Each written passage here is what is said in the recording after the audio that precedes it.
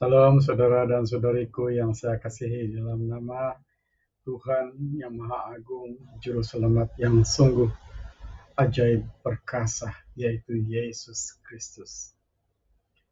Saudara, kita masih berada di dalam suasana Natal ataupun Christmas kan?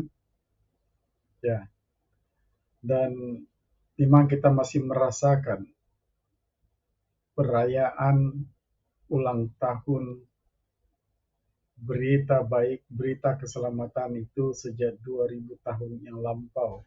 Ya, begitulah saudara, karena begitu besar kasih Yahweh kepada kita, sehingga dia telah mengaruniakan anaknya yang tunggal, supaya setiap orang yang percaya kepada anak tunggal itu, mengikuti, menjadikan logos itu sebagai kehidupannya, dia tidak akan binasa, melainkan beroleh hidup yang kekal. Ya. Jadi hari ini pula kita telah disajikan dengan satu petikan sebagai renungan harian kita, yaitu di dalam Roma pasal 12 ayat 1. Ya, saya bacakan di sini ya, saudara. Bunyinya begini. Karena itu, saudara-saudara, demi kemurahan Allah, aku menasihatkan kamu, supaya kamu mempersembahkan tubuhmu sebagai persembahan yang hidup, yang kudus, dan yang berkenan kepada Allah. Itu adalah ibadahmu yang sejati. Demikianlah firman Tuhan, saudara. Firman ini sangat indah, tetapi sangat berat. Ya. Kenapa berat? Sebab dia katakan di situ, persembahkanlah dirimu sebagai persembahan yang kudus. Wah, berat itu, saudaraku. Ya, apapun inilah masanya untuk kita mengisi dan menerapkan ya berita penyelamatan itu. Ya. Jadi kita mau belajar juga saudara,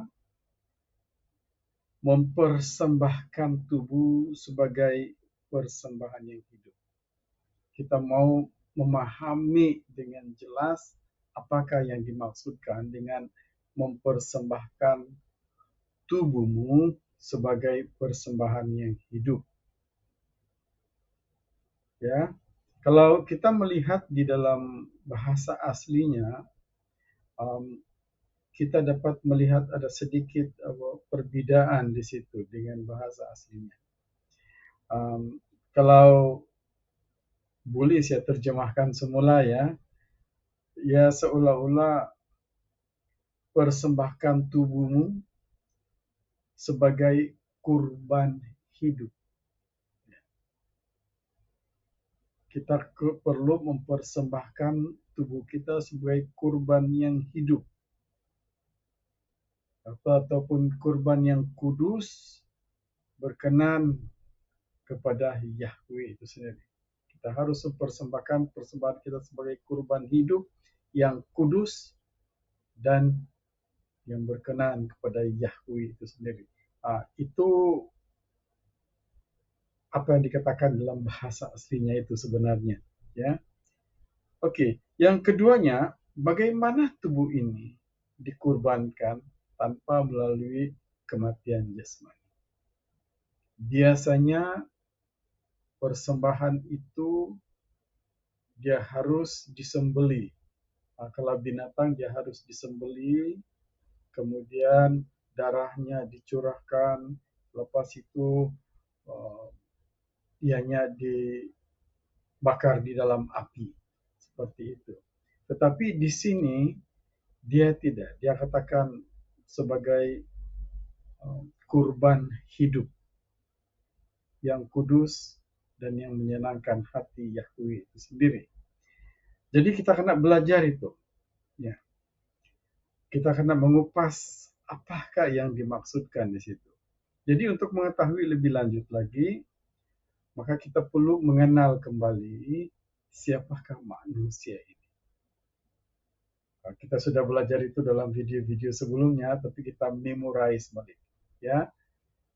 kita memorize balik, kita ulang kaji semula lah, ya. Jadi sekali lagi kita coba lihat di dalam 1 Tesalonika pasal 5 ayat 23. 1 Tesalonika pasal 5 ayat 23. Saya coba bacakan di sini ya. 1 Tesalonika pasal 5 ayat 23. Bunyinya begini. Semoga Allah damai sejahtera menguduskan kamu seluruhnya, dan semoga roh, jiwa, dan tubuhmu terpelihara sempurna dengan tak bercacat pada kedatangan Yesus Kristus Tuhan kita. Kita tekankan di situ, semoga roh, jiwa, dan tubuh terpelihara sepenuhnya. Jadi Paulus di sini, ini Paulus yang dikatakan kepada jemaat di Tesalonika melalui surat-suratnya yang kedua lah, ya. Saudara, Paulus ini semasa Yesus berada di dunia tidak dikenal. Di antara ahli-ahli Taurat pada waktu itu yang disebut-sebut waktu itu adalah Gamaliel sebagai seorang ahli Taurat yang disegani, dan Nikodemus yang pernah berkunjung di tempat Yesus. Ya, dan dia berbicara kepada Yesus, dan Yesus katakan, kamu harus dilahirkan kembali. Nah, seperti itu kan. Oke. Tetapi apabila Yesus telah naik ke surga, Paulus ataupun Saulus itu dia dikenal karena pemberontakannya terhadap Yesus.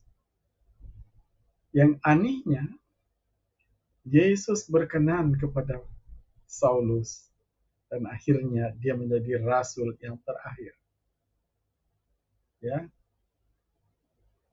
ada setengah-setengah komentator yang mengatakan ataupun dokumen-dokumen yang mengatakan bahwa Saulus adalah rasul yang menggantikan Yudas Iskariot yang mengkhianati Yesus. Mana-mana sajalah. Yang penting di situ kita dapat sesuatu daripada Saulus ataupun Paulus ini. Hanya Paulus yang telah mendefinisikan dan yang telah menjelaskan kepada kita bahwa manusia ini adalah gabungan daripada 3 oknum ataupun 3 pribadi. Kalau saya boleh katakan oknum lah kan. 3 pribadi yaitu roh, jiwa, dan tubuh kita ini. Ya. Manusia adalah gabungan daripada 3 oknum itu, kita sudah nampak di situ kan. Jadi sekarang kita mau belajar apakah roh, apakah sifat-sifat roh itu. Nah, saudara, kita kena belajar juga tentang ini ya. Kalau kita melihat ya, roh ini merupakan suatu pribadi yang tidak kelihatan tetapi wujud.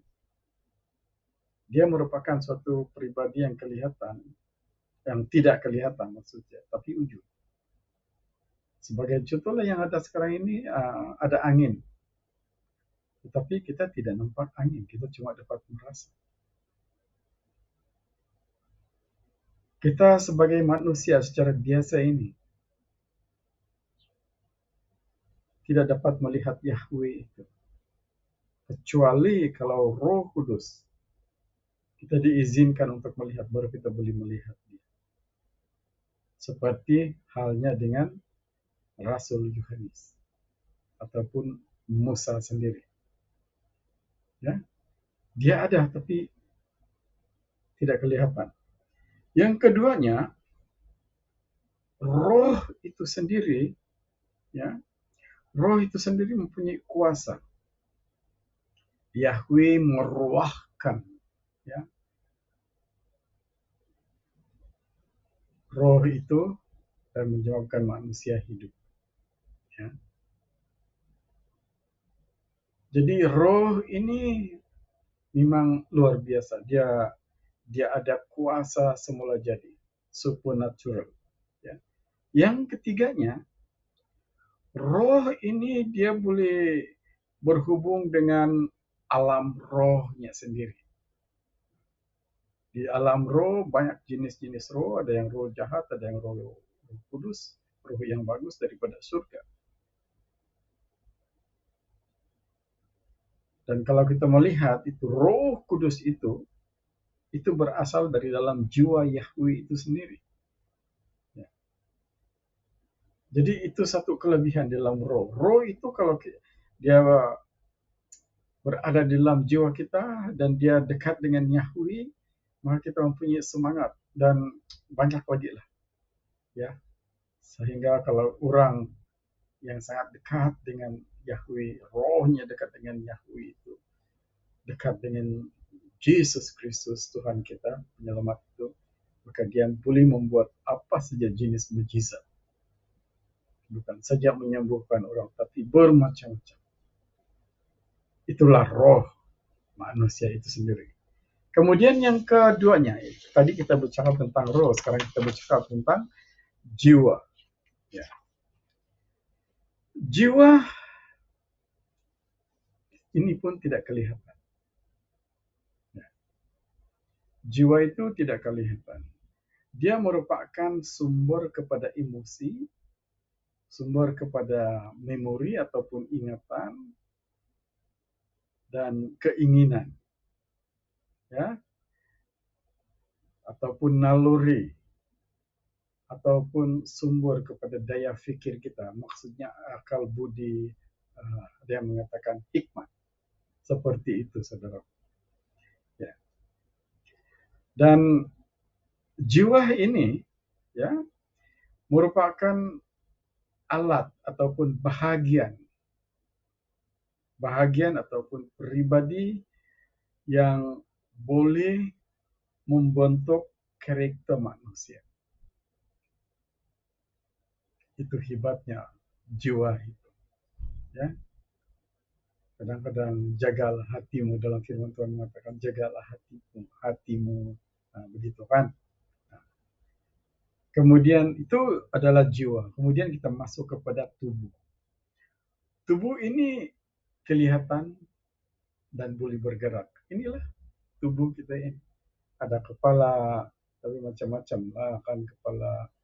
Janganlah macam kepala kita ini tidak ada rambut. Kesian kan? Ya, waktu saya muda ada juga rambut, bah. Ah, bukan kamu saja, saya pun ada juga dulu. Begitu. Ya, jadi itulah tubuh kita ini kelihatan dan boleh bergerak. Tubuh ini adalah tempat roh dan jiwa kita. Saya selalu katakan, ya, kepada saya lah, tubuh roh kita biasanya ada di sini. Dan kebanyakan ramai orang juga mengatakan bahwa roh itu ada di bagian dada kita. Ya. Kemudian jiwa kita itu memang ada di dalam otak kita. Dia berfungsi di dalam otak kita. Ya. Di dalam subconscious kita ini, itu memori kita, ya, seperti itu.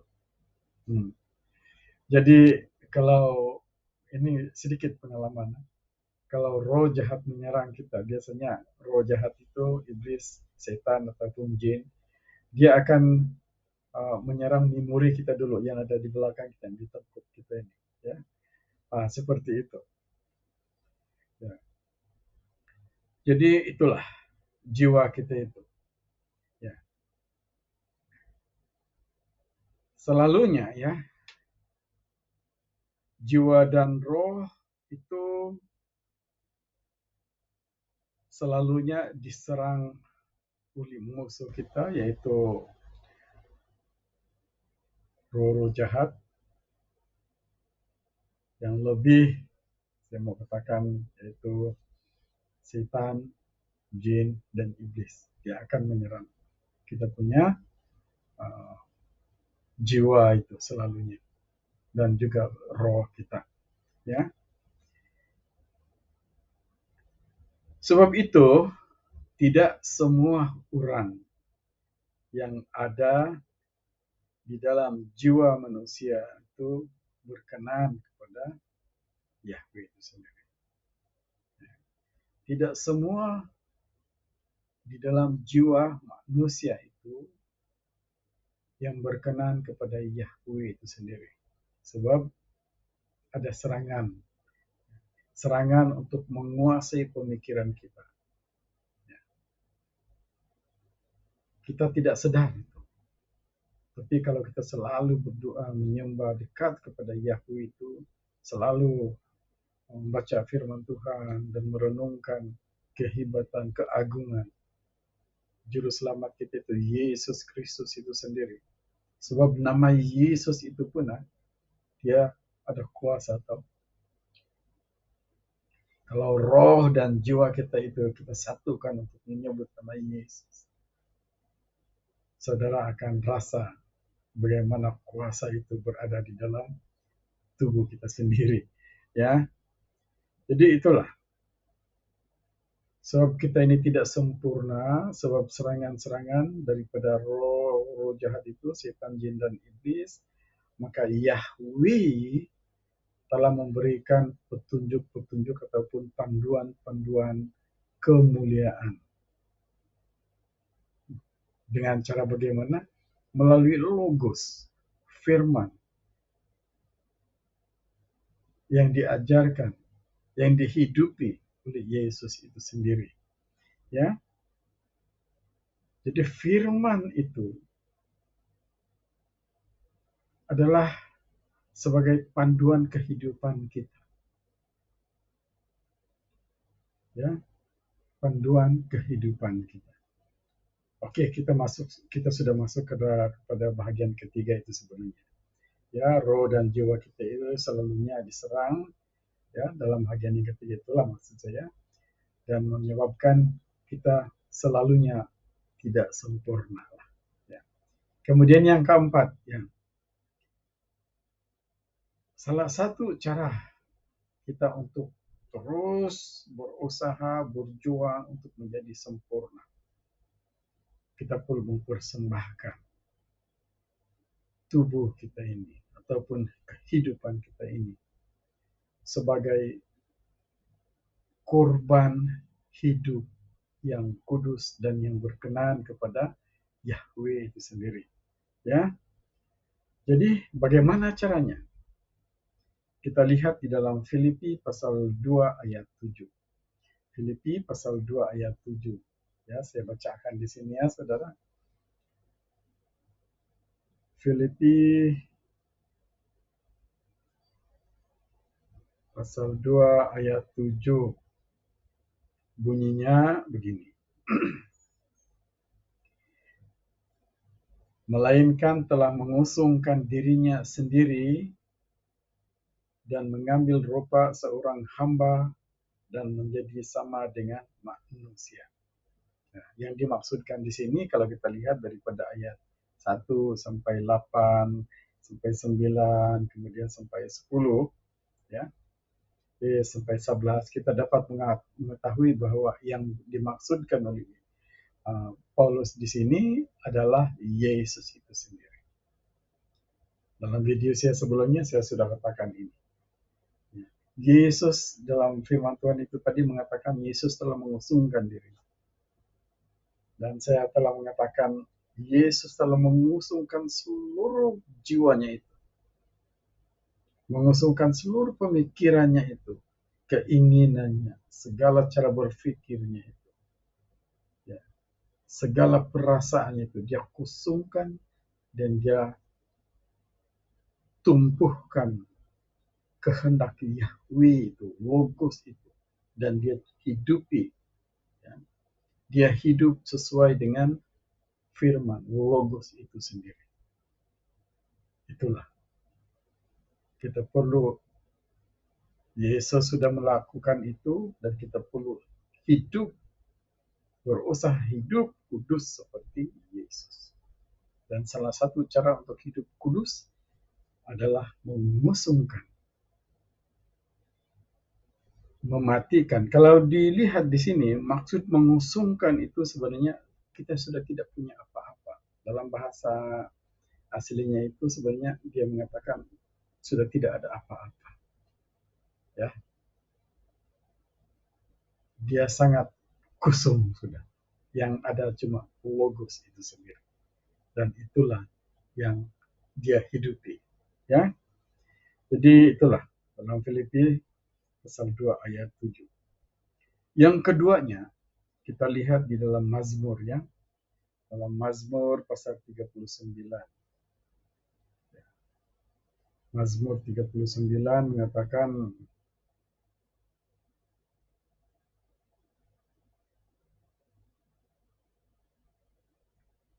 Mazmur 39 ayat 2 mengatakan,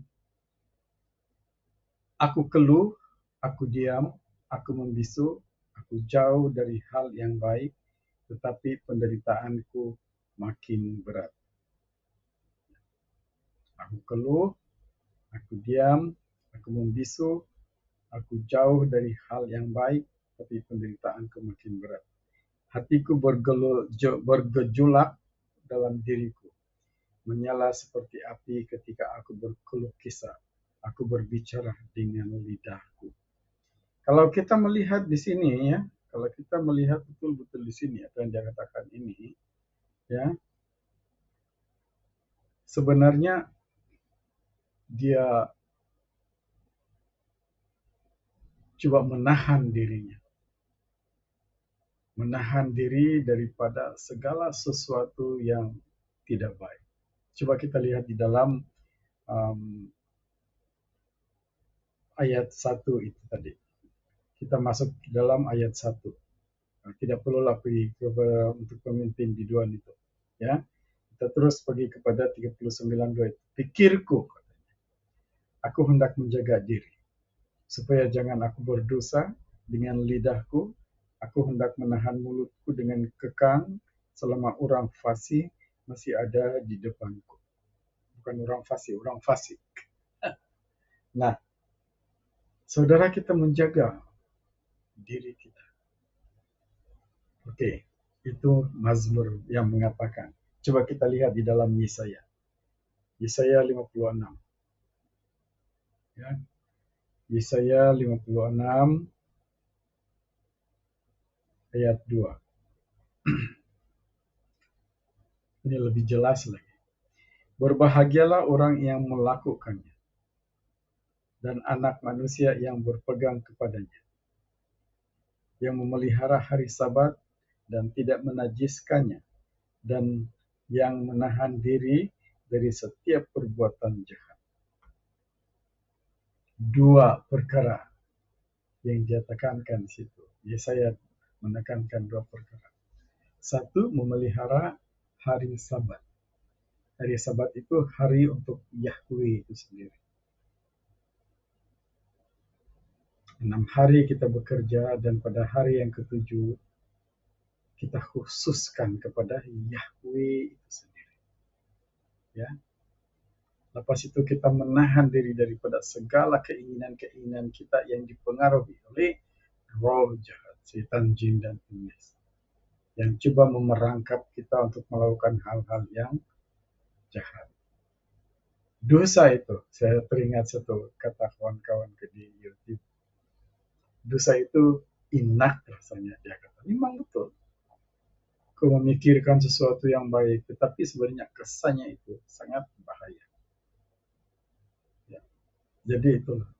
Apapun yang baik yang kita pikirkan secara pribadi, secara manusiawi, kita kena tapis semula melalui kehendak Yahweh dengan cara firman Tuhan. Nah, seperti itu. Oke. Yang ketiganya, nah, kita harus mempunyai quality hidup, terutama sekali sebagai hamba-hamba Tuhan, pelayan-pelayan, ya, pelayan-pelayan Tuhan di dalam gereja dan sebagainya lah. Ya, kita harus mempunyai quality hidup. Nah, coba kita lihat di dalam 1 Timotius pasal 3 ayat 2. Ya. 1 Timotius pasal 3 ayat 2.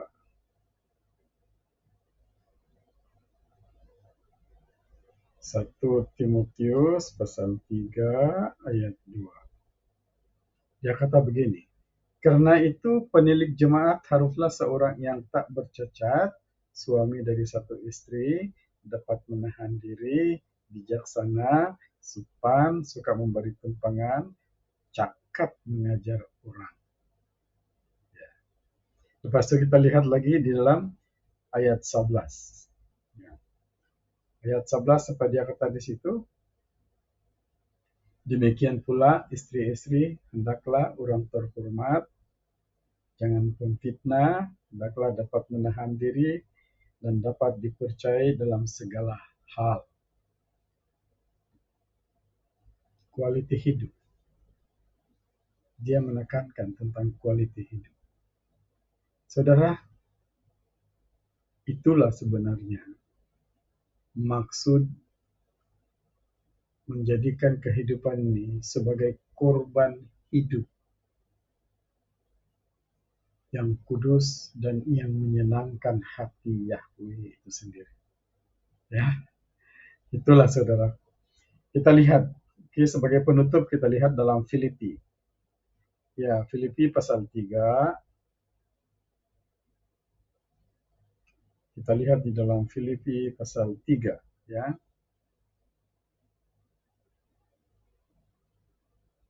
Pasal 3 ayat 15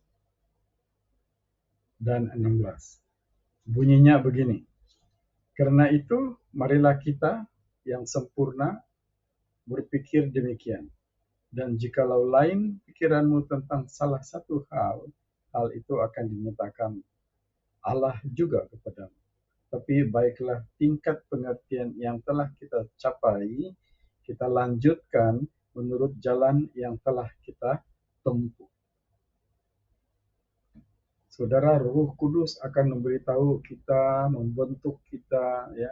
Kalau kita betul-betul jujur, mau hidup kudus, menjadikan hidup kita ini sebagai kurban hidup yang kudus kepada Yahweh, Yahweh akan meletakkan Roh Kudus dari dalam jiwa Yahweh itu sendiri ke dalam roh kita, ke dalam jiwa kita. Dan dia akan membimbing kita. Kalau kita melakukan sesuatu yang tidak baik, dia akan menyatakannya itu dalam diri kita. Dia akan membisikkan, menyedarkan kita. Itulah hebatnya. Kalau kita mempersembahkan kehidupan kita sebagai kurban yang kudus, yang berkenan kepada Yahweh itu sendiri. Kiranya saudaraku, Roh Kudus membuka, berbicara, menjelaskan lebih jelas lagi kepada saudara tentang renungan harian kita pada hari ini, dan kiranya Yahweh Elohim Adonai itu sendiri menguasai seluruh kehidupan kita dan memberkati kita semuanya. Amin. Ya, haleluya.